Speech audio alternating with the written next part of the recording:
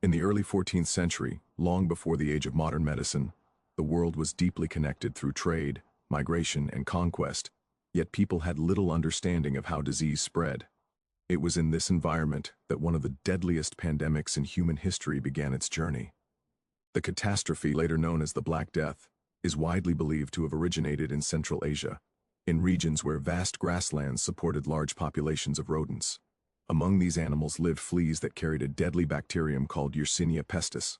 Under normal circumstances, the disease circulated quietly among wild rodent populations, but changes in climate, human activity, and expanding trade networks brought infected animals and fleas into closer contact with people. What had once been a localized natural disease reservoir slowly turned into the spark for a global disaster. The Mongol Empire, which in the 13th and 14th centuries stretched across much of Asia, played an indirect but crucial role in the spread of the plague. By creating relative stability across enormous territories, the Mongols enabled trade along the Silk Road to flourish. Caravans moved regularly between China, Central Asia, the Middle East, and Europe, carrying silk, spices, precious metals, and countless other goods.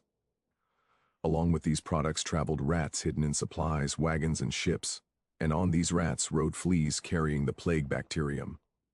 The trade routes that brought wealth and cultural exchange also became highways for infection. Cities that had grown prosperous and densely populated due to commerce were especially vulnerable, as they provided ideal environments for rats and close human contact. One of the key early points in the westward spread of the plague was the trading city of Kaffa, located on the Crimean Peninsula along the Black Sea. Kaffa was a Genoese-controlled port and a bustling hub linking Europe and Asia. In the 1340s, it came under siege by Mongol forces. Historical accounts describe a horrifying episode in which besieging armies, themselves afflicted by plague, reportedly hurled infected corpses over the city walls. Whether this specific tactic was as widespread as later stories suggest, there is little doubt that the disease entered the city during the siege. From Kaffa, Genoese merchants fled by ship, attempting to escape the conflict and the sickness. Unknowingly, they carried infected rats and fleas with them across the Black Sea and into the Mediterranean. Their escape would help ignite a chain reaction of outbreaks. When the ships arrived at ports such as Messina and Sicily in 1347, the results were terrifying. Sailors were already sick or dying, their bodies covered in dark swellings, feverish and delirious. Local people, having never seen such symptoms on this scale, were confused and frightened. Authorities often tried to turn the ships away, but it was too late. Rats disembarked along with cargo, and fleas soon found new hosts among the urban rodent populations. From Sicily, the plague spread rapidly to other major ports: Genoa, Venice, Marseille, and Barcelona. Coastal cities served as gateways to the interior of Europe. Traders, pilgrims, soldiers, and refugees carried the infection along roads and rivers, ensuring that even remote villages would eventually feel its impact. At this time, medical knowledge in Europe was based largely on ancient theories, especially the idea of the four humors and the belief that illness was caused by imbalances in the body or by miasma, or bad air. People did not know about bacteria, viruses, or the role of fleas and rats. As a result, early responses to the plague were ineffective and sometimes harmful. Physicians recommended treatments such as bloodletting, herbal mixtures, or burning aromatic substances to cleanse the air. Others believed the disease was a punishment from God, sent to chastise humanity for its sins. Religious processions, prayers, and acts of penance became common, sometimes bringing large groups of people together in close contact, which only helped the disease spread further. The social and economic conditions of 14th century Europe also made the continent especially vulnerable. Many cities were overcrowded, with narrow streets, poor sanitation, and limited access to clean water. Waste often accumulated in public areas, attracting rats. Houses were small and packed with large families, making it easy for infections to move from person to person. Malnutrition was common in the years before the plague due to crop failures and harsh weather, which weakened immune systems. When the disease arrived, populations already struggling with hardship had little resistance. The speed at which the plague advanced stunned observers. Entire communities could be devastated in a matter of weeks. The origins of the Black Death also involve environmental factors that historians and scientists continue to study. Climate changes in the centuries before the outbreak may have influenced rodent populations in Asia, causing them to migrate or bringing them into new contact with human settlements. Periods of drought or shifts in temperature can disrupt natural ecosystems, pushing disease-carrying animals closer to trade routes and cities. Such environmental pressures, combined with human expansion and mobility, created the perfect conditions for a local disease to become a pandemic. The Black Death was not simply an accident of history. It was the result of complex interactions between nature and human society. As the plague moved from region to region, it did not travel in a straight line but in waves, sometimes flaring up intensely in one place, while temporarily sparing another. News traveled more slowly than the disease. So many communities had little warning. Rumors and stories preceded the arrival of the plague, often exaggerated but still terrifying. People heard of towns where most residents had died, of mass graves, and of mysterious symptoms that struck without mercy. Yet daily life continued until the first cases appeared locally.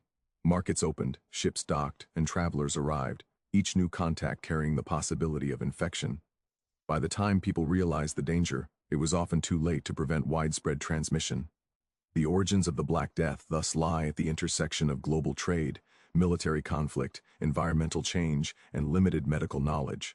A bacterium that had long existed in animal populations found the opportunity to move across continents through human networks, the very systems that connected the medieval world.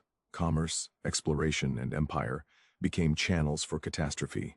Once established in Europe, the plague would not remain confined there. It also spread into North Africa and the Middle East, following similar patterns along trade and pilgrimage routes. The pandemic became a truly interconnected disaster, affecting diverse cultures and societies. Understanding these origins helps explain why the Black Death was so devastating.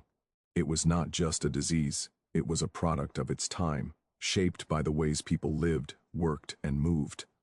The lack of scientific understanding meant that early containment measures were rare and often misguided. Quarantine, which would later become an important tool in fighting epidemics, was only beginning to be practiced in some port cities, and even then, inconsistently. By the time more effective responses developed, the plague had already established itself deeply within human populations.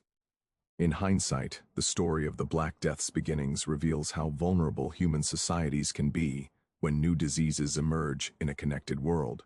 What started in distant rodent colonies in Central Asia traveled thousands of miles through invisible chains of transmission. Ships laden with goods also carried death. Roads that linked cultures also linked outbreaks. The origins of the pandemic show that human progress, trade, urban growth, and political expansion can have unintended and deadly consequences when combined with natural forces beyond immediate control. The Black Death's journey from remote landscapes to the heart of Europe stands as a powerful example of how a microscopic organism, given the right conditions, can reshape the course of history.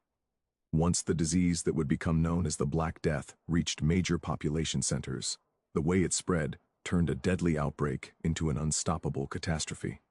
The illness was caused by the bacterium Yersinia pestis, but the people of the 14th century had no concept of microbes or transmission through insects. What they witnessed instead were sudden fevers, agonizing swellings, and death that often came within days. Behind the scenes, a complex chain of infection was at work, involving rodents, fleas, human movement, and environmental conditions that allowed the plague to move with terrifying speed across continents. The most common form of the disease during the pandemic was bubonic plague. It typically began when an infected flea bit a human. Fleas often fed on the blood of black rats, which thrived in medieval towns and on ships. When large numbers of rats died from the infection, their fleas sought new hosts, including people. After a bite, the bacteria entered the bloodstream and traveled to the lymph nodes. There, they multiplied rapidly, causing the nodes to swell into painful lumps called buboes, usually in the groin, armpits, or neck. Victims developed high fevers, chills, weakness, and intense pain. The swellings sometimes turned dark due to bleeding under the skin, contributing to the term Black Death. Without treatment, which did not exist at the time, many patients died within a week. Another deadly form was pneumonic plague, which affected the lungs. This version could develop from untreated bubonic plague or spread directly from person to person through respiratory droplets. Victims suffered coughing, chest pain, difficulty breathing, and often coughed up blood. Pneumonic plague was especially terrifying because it did not require fleas or rats. Close contact between people was enough to transmit it. In crowded homes, hospitals, monasteries, or ships, entire groups could become infected in a short time. This form of the disease had an extremely high fatality rate and could kill in just a few days, sometimes even hours after severe symptoms appeared. The third form, septicemic plague, occurred when the bacteria multiplied in the bloodstream. This could happen as a complication of bubonic or pneumonic plague, or directly through infection. Victims often experienced bleeding under the skin, turning their extremities dark or black, along with shock and organ failure. Death could come so quickly that some people died before the classic buboes even formed. To medieval observers, this made the disease seem even more mysterious and unpredictable. One day a person could appear healthy, the next, they might be dead. The structure of medieval society played a major role in how quickly the plague spread. Cities were densely packed, with narrow streets and closely built houses. Waste disposal systems were primitive, and garbage, animal remains, and human waste often accumulated near living areas. Such conditions created ideal habitats for rats. Grain stores, markets, and ships were especially attractive to rodents, which moved easily between buildings and neighborhoods. As rats traveled, so did the fleas that carried the disease. People shared beds, tools, clothing, and food, providing additional opportunities for infection. Especially once pneumonic plague became involved, trade networks acted like arteries carrying the disease far beyond its initial points of arrival. Merchants traveled regularly between cities, stopping at inns and marketplaces. Pilgrims journeyed to religious sites, sometimes in large groups. Soldiers marched across regions during ongoing conflicts. Refugees fled areas already struck by the plague, hoping to escape, but sometimes bringing the infection with them. Rivers served as transportation routes, linking inland towns to coastal ports. Every movement of people or goods created new chances for the bacterium to find fresh hosts. Because the incubation period could last several days, individuals often traveled while already infected, but not yet visibly ill. Seasonal patterns also influenced transmission. Warmer months tended to see more flea activity, which could increase the spread of bubonic plague. However, pneumonic plague could flourish even in colder weather due to indoor crowding. Outbreaks sometimes surged in waves, flaring up, declining, and then returning.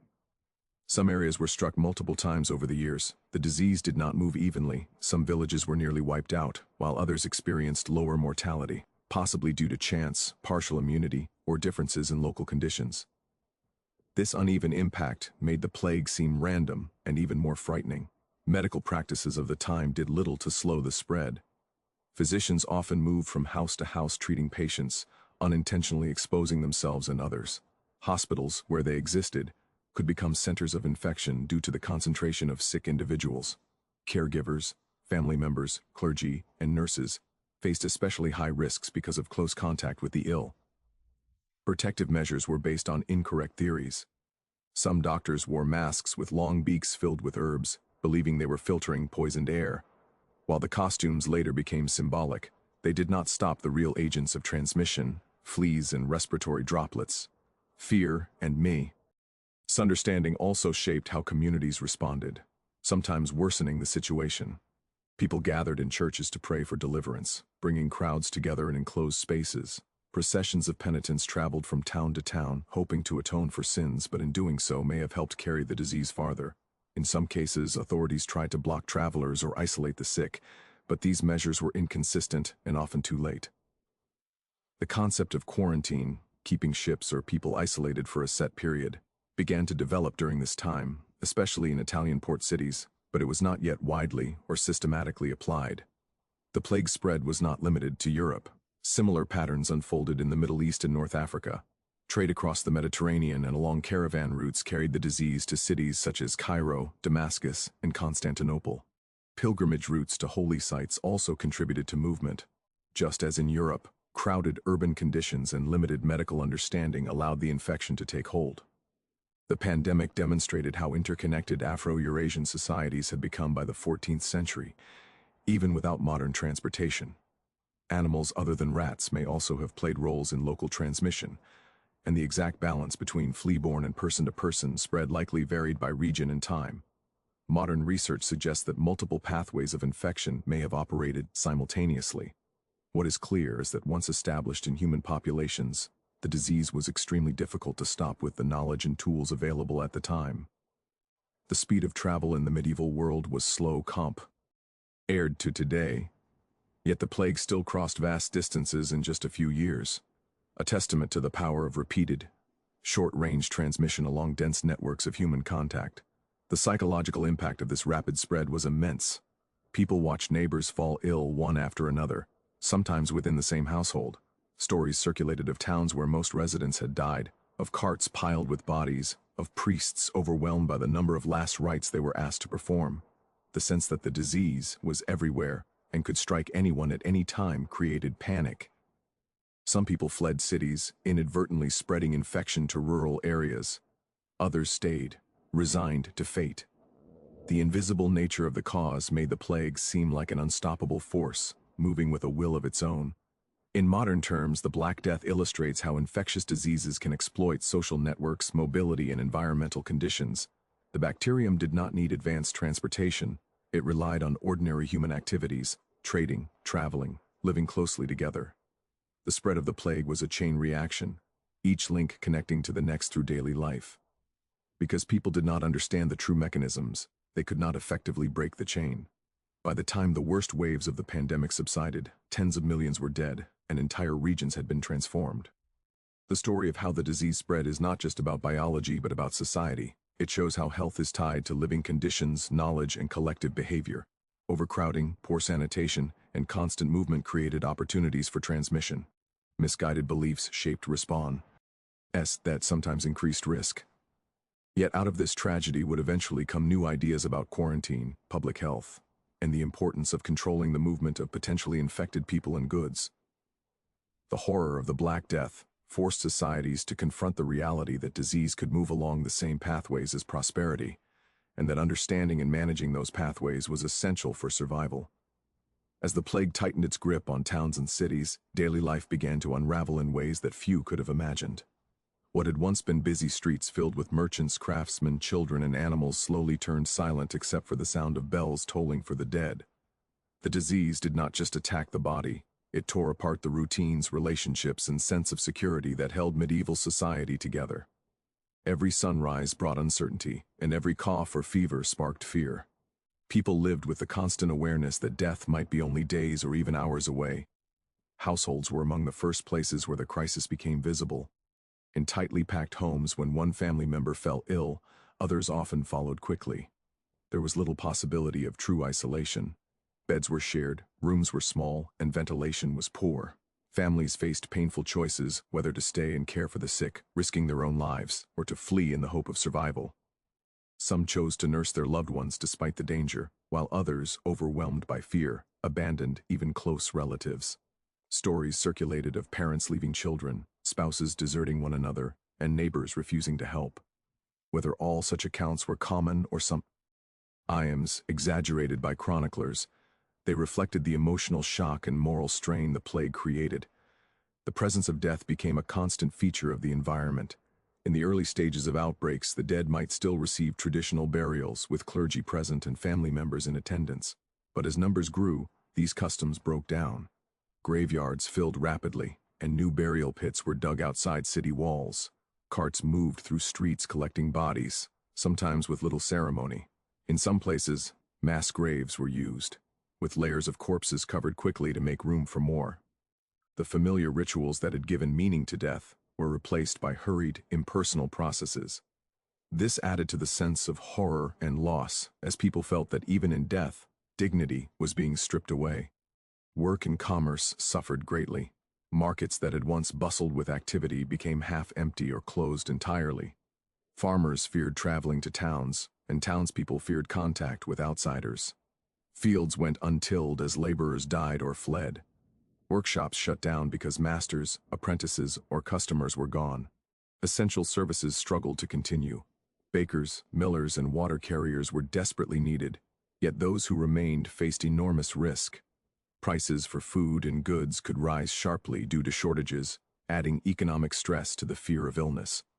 At the same time, some individuals exploited the chaos, hoarding supplies or charging high fees for services, which could create resentment within communities.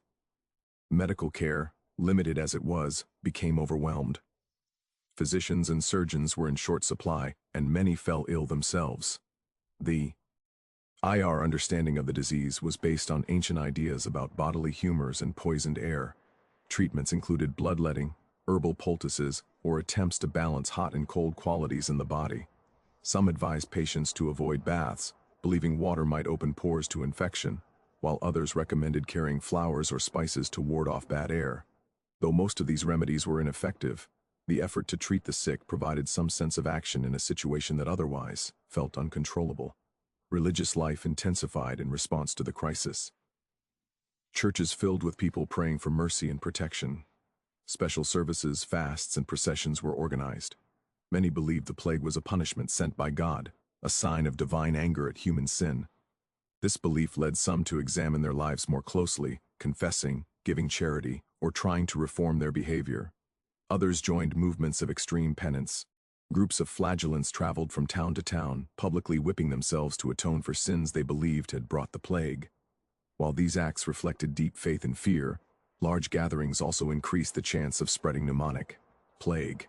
At the same time, faith could be shaken. As prayers seemed unanswered and clergy died alongside ordinary people, some questioned long-held beliefs. If God was just, why were the innocent suffering? Why were entire families wiped out? These doubts did not necessarily lead to a loss of religion, but they did create spiritual confusion and anxiety. Some people turned to superstition, amulets, or charms, hoping for protection. Astrologers claimed the plague was caused by unusual alignments of planets. Others blamed poisoned wells or secret enemies. In the absence of scientific understanding, rumors and fear filled the gaps. Social bonds were tested in extreme ways. In some communities, mutual aid and solidarity emerged. Neighbors shared food, cared for orphans, and helped bury the dead.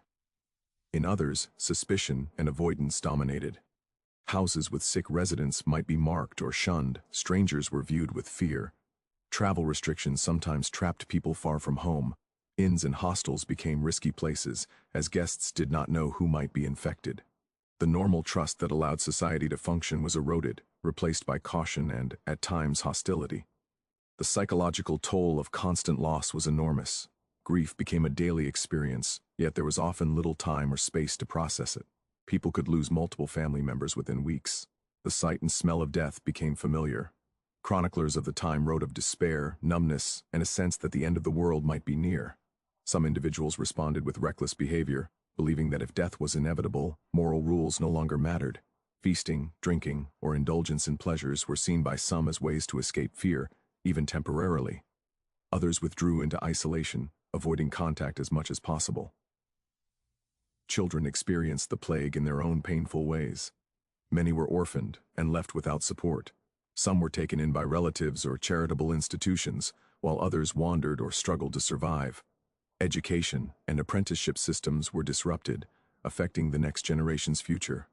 The loss of so many adults meant that knowledge, skills, and traditions were sometimes broken or delayed in being passed on.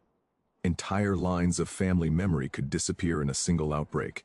Communication about the plague relied on word of mouth, letters, and official notices.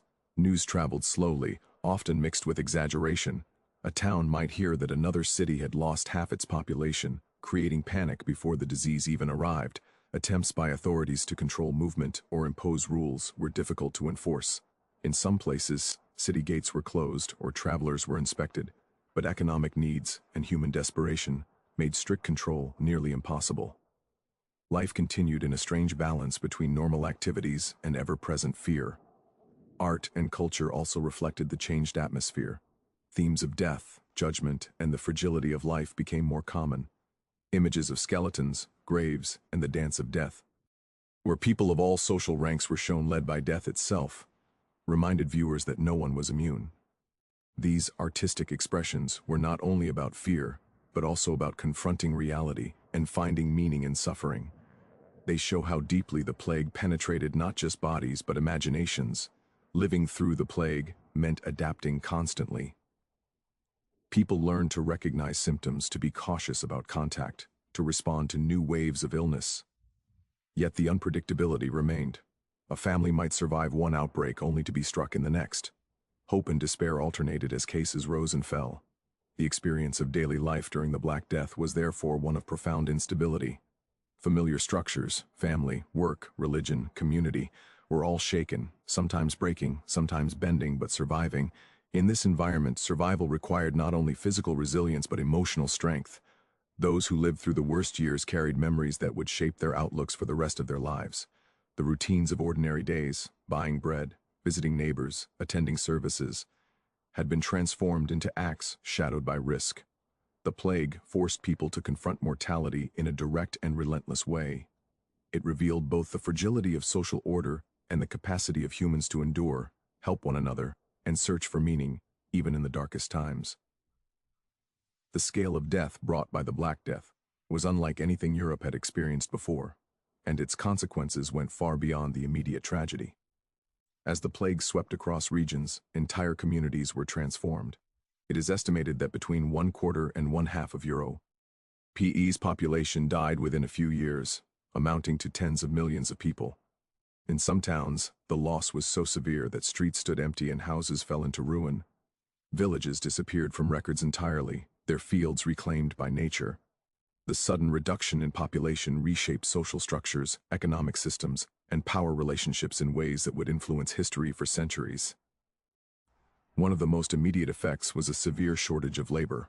Before the plague, much of European society was organized under the feudal system, where peasants worked the land owned by nobles in exchange for protection and the right to farm small plots for themselves. Labor had been abundant, and peasants often had little bargaining power. After the plague, the situation changed dramatically. With so many workers dead, landowners struggled to maintain their estates. Fields went untilled, harvests declined, and incomes dropped. Surviving workers suddenly found their labor in high demand. Peasants and laborers began to demand higher wages, better working conditions, and more freedom.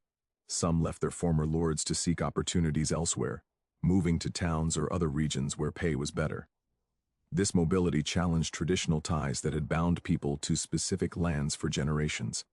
Authorities in several countries tried to resist these changes. Laws were passed to freeze wages at pre-plague levels, or to prevent workers from leaving their employers. In England, for example, the Statute of Labourers attempted to control wages and movement. However, enforcement was difficult, and the economic reality of scarcity often overpowered legal restrictions. The weakening of feudal structures was gradual but significant. As peasants gained leverage, some were able to negotiate rents instead of unpaid labor services.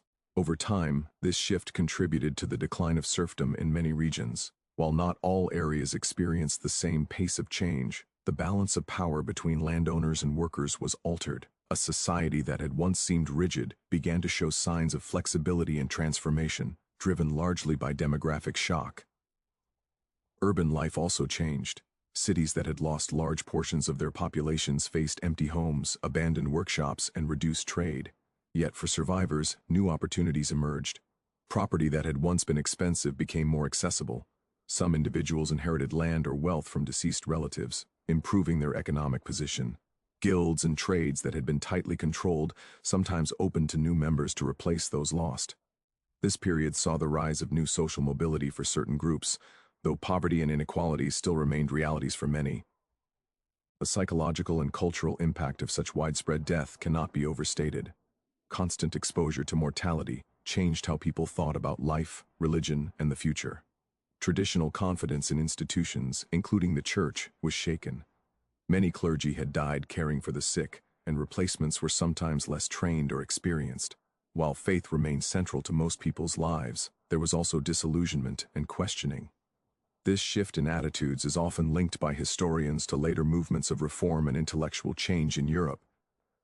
At the same time, fear and grief sometimes turn into anger and violence. In their search for explanations, people often looked for scapegoats. Jewish communities in particular suffered terrible persecution. False rumors spread that Jews had poisoned wells or deliberately caused the plague. Despite the lack of evidence, these accusations led to attacks, expulsions, and massacres in various towns and cities. Authorities sometimes tried to protect Jewish residents, but often they failed or even supported the violence. These tragic events revealed how fear could override reason and compassion, leading to further suffering alongside the disease itself. Economic patterns shifted in other ways as well. With fewer people to feed, demand for food changed. Some marginal lands that had been farmed before the plague were abandoned, allowing forests and pastures to expand. Livestock farming sometimes became more common than labor-intensive grain production. Diets improved slightly for some survivors, as meat and other goods became more available per person. These changes in land use and consumption patterns had long-term environmental and economic effects. Governments and local authorities also began to think differently about public health and regulation. While medieval understanding of disease was limited, the experience of the plague showed the need for organized responses.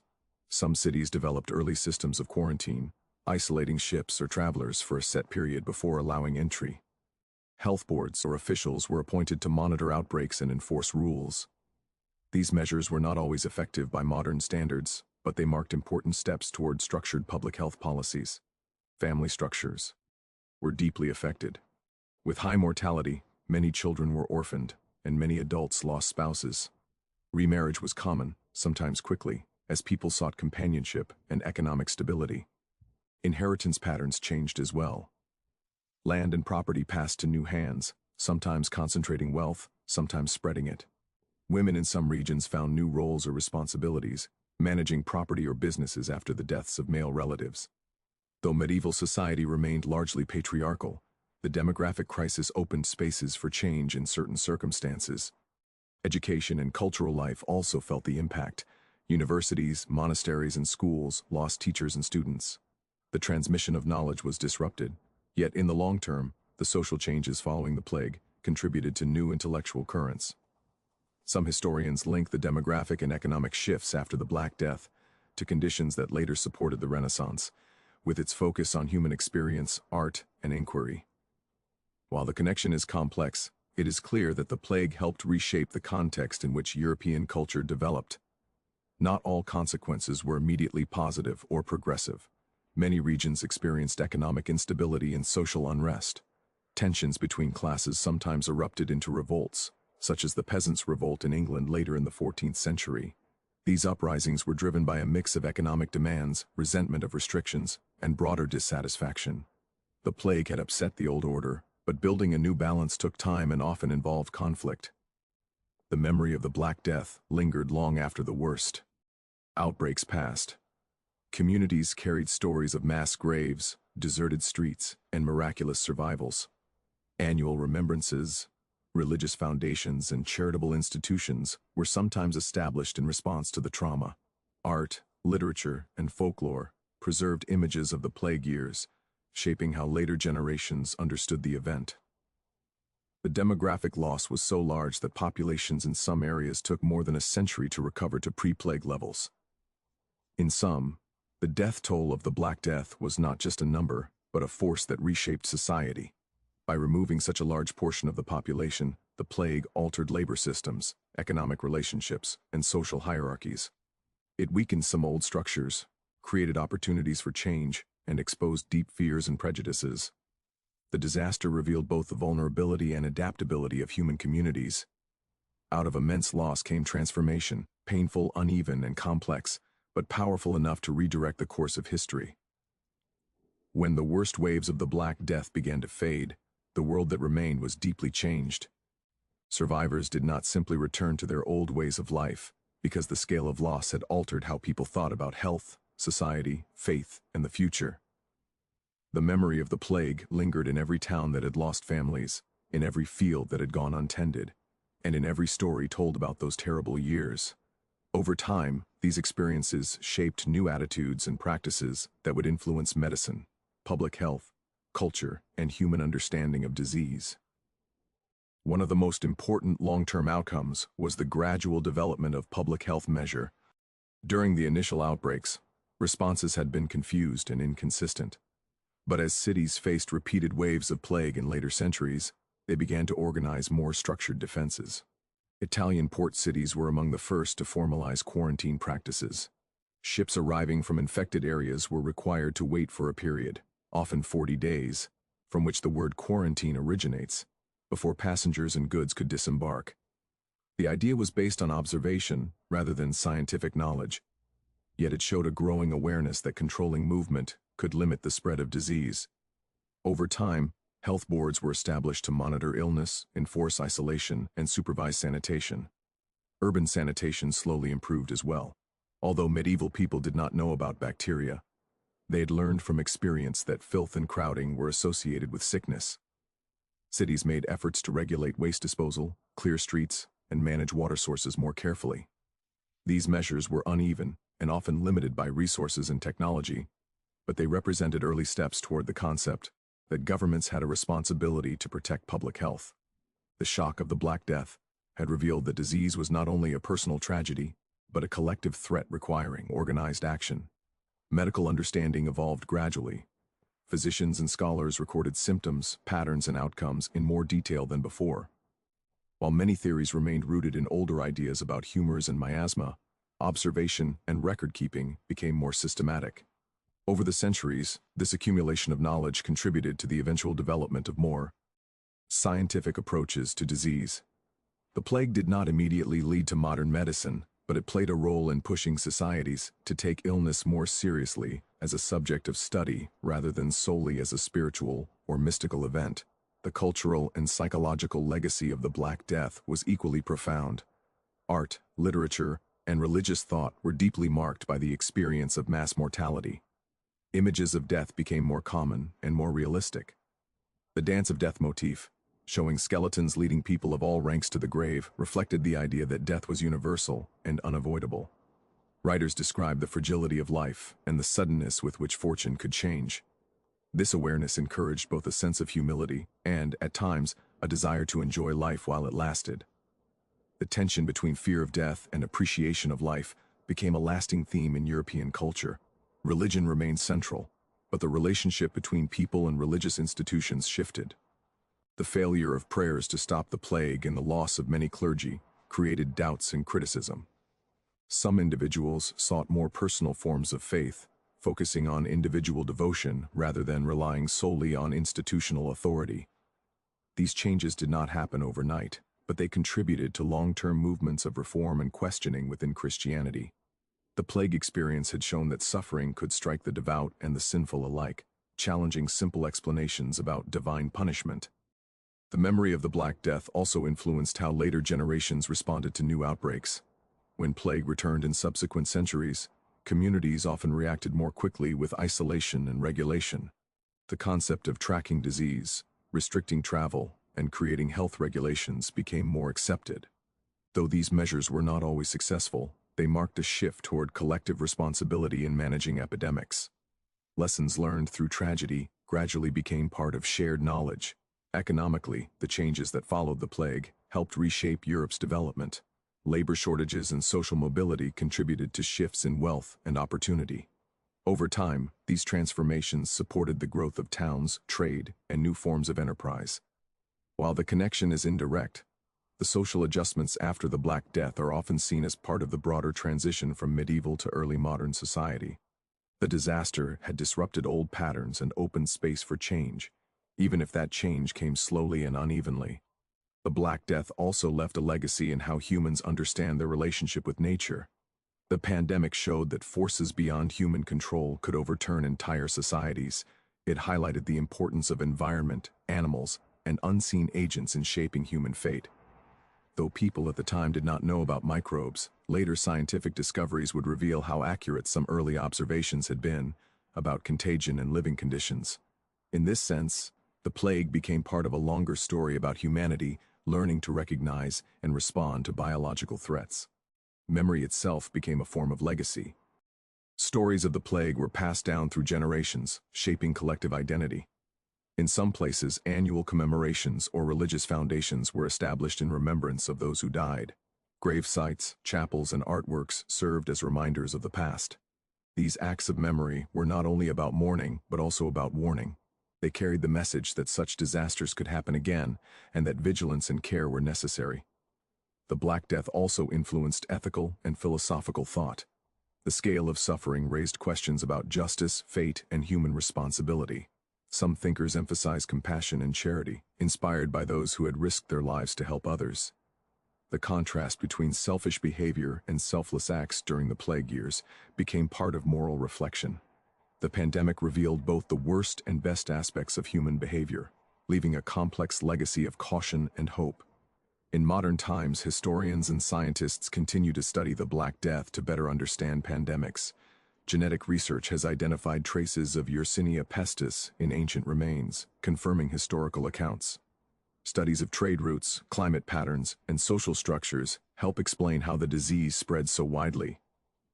These investigations show that the Black Death is not only a story of the past, but also a source of insight for the present.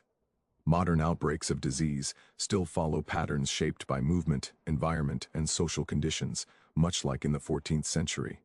Ultimately, the legacy of the Black Death is one of transformation born from tragedy. It forced societies to confront mortality on an unprecedented scale, to adapt their economies and institutions, and to rethink beliefs about health and fate. It encouraged the development of public health measures, influenced cultural expression, and contributed to long-term social change. Though the suffering was immense, the lessons learned helped shape more organized responses to disease and a deeper awareness of the connections between people, environment, and health. The memory of the pandemic stands as a reminder of human vulnerability, but also of resilience. Communities rebuilt, populations slowly recovered, and new generations grew up in a world marked by loss, but also by adaptation. The Black Death did not end civilization, it reshaped it. Its legacy lives on in the structures of public health, in cultural memory, and in the continuing effort to understand and control the diseases that challenge humanity. If you enjoy powerful true stories like this, make sure to like the video and subscribe to the channel. Your support helps us bring more untold history and reach our goal faster.